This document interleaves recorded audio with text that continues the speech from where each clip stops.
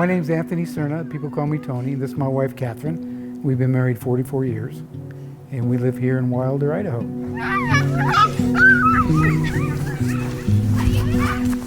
It happened about a year ago. I was having issues with swallowing. I got to a point where I was swallowing, it was hurting while I was swallowing, and I had to have water in order to finish a meal.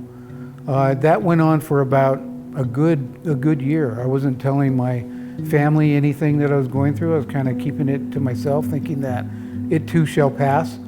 And what happened was it never did pass. It actually got worse. Finally got in to see my doctor. It was about September of last year, and she immediately ordered a CT scan. You're going to jump in. And right after the test, he pretty much told me that, yeah, indeed it was cancerous.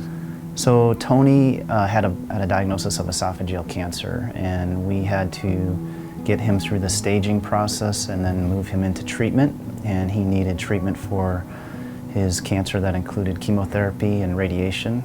We have a plan. We feel that your cancer is curable, but you need to go through a lot of work. And then after that, he really struggled with a long period of just fatigue and not really being able to have a surgery. So we had to work with him on a weekly basis. He and his wife spent a lot of time with me as we prehabbed him to be capable to get through a big surgery.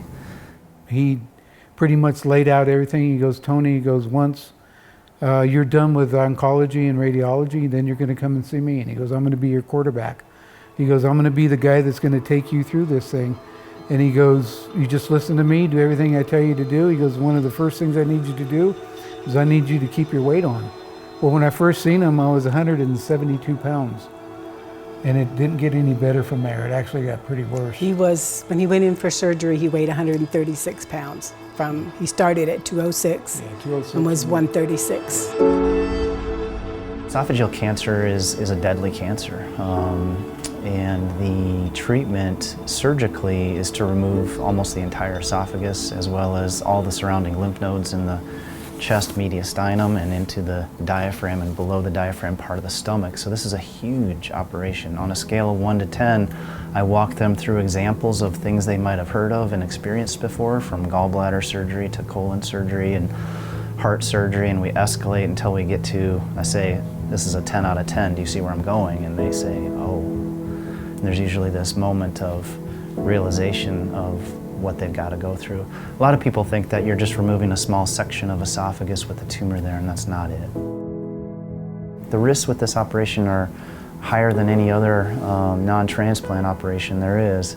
And so really the minimally invasive approach with robotic surgery has tremendously advanced that operation. It allows us to get really large margins of clear tissue around with all the surrounding lymph nodes. Our blood loss is minimal. Our patients wake up extubated, the tube comes out, they're breathing on their own immediately after surgery because they can. They don't have a big chest incision and a big abdominal incision. The recovery was this. They sent me home. She was my caretaker, again, my most valuable player right here, my wife. Bathed me, took care of me. Got me through this when I thought I was gonna die.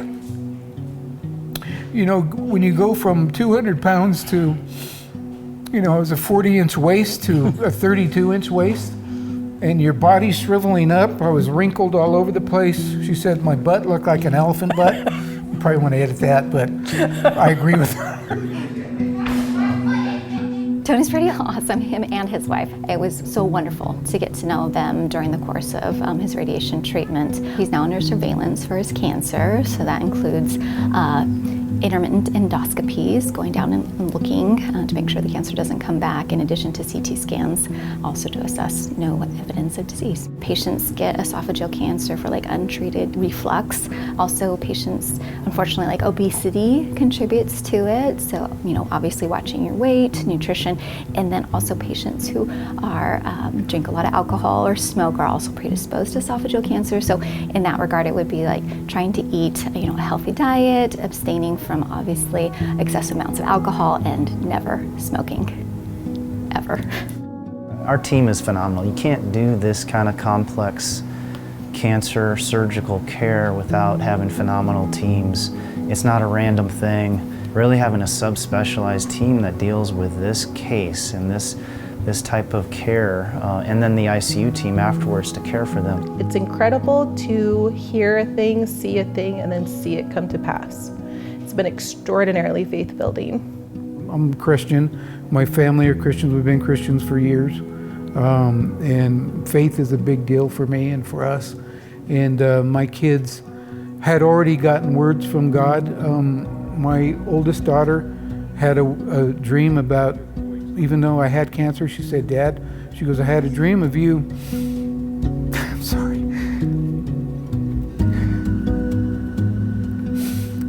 Tending our pool.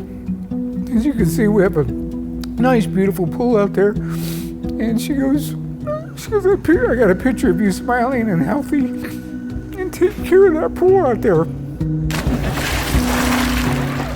What patients really want to know is, number one, am I going to survive this? Number two, am I going to survive long term from all this that I've gone through? And number three, am I going to be normal afterwards? Or am I going to have to eat from nutrients from a tube, or be on liquids for the rest of my life? And so I encourage all of them that, yeah, you are going to survive, you're going to be normal, and you're going to be able to go out to your favorite restaurant.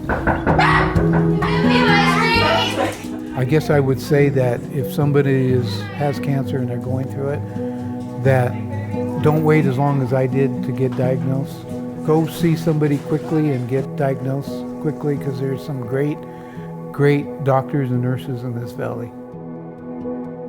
We see patients in surveillance every 3 to 6 months in perpetuity, really, and at least out 5 years, where their cure is secured.